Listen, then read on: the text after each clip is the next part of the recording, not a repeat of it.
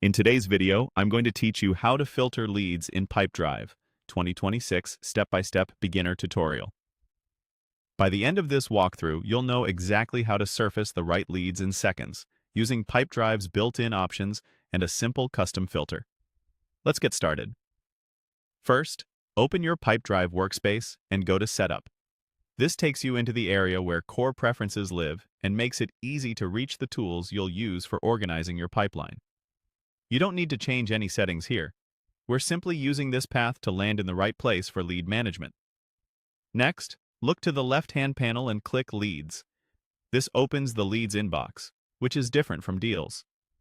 Leads are early opportunities and prospects you're still qualifying, so filtering them well helps you prioritize who to contact next.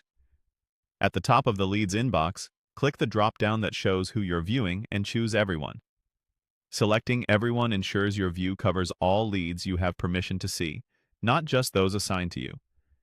That way, the filters you apply give you the broadest possible picture, especially helpful if you're collaborating with a team or overseeing multiple territories.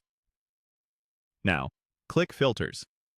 You'll see a panel that offers quick, ready-made options, as well as the ability to create something more specific.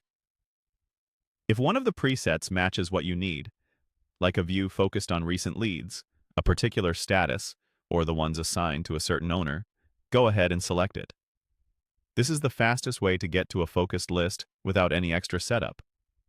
If the presets don't fit, click Add New Filter. This opens the filter builder, where you can shape the exact view you want. Start by selecting a field. You can scroll or search to find the field that matters most to your workflow. Common choices include Owner to focus on a teammate's leads, Status to separate open from archived, Label to highlight priority segments, Source to see where leads came from, or Creation date to focus on recent additions.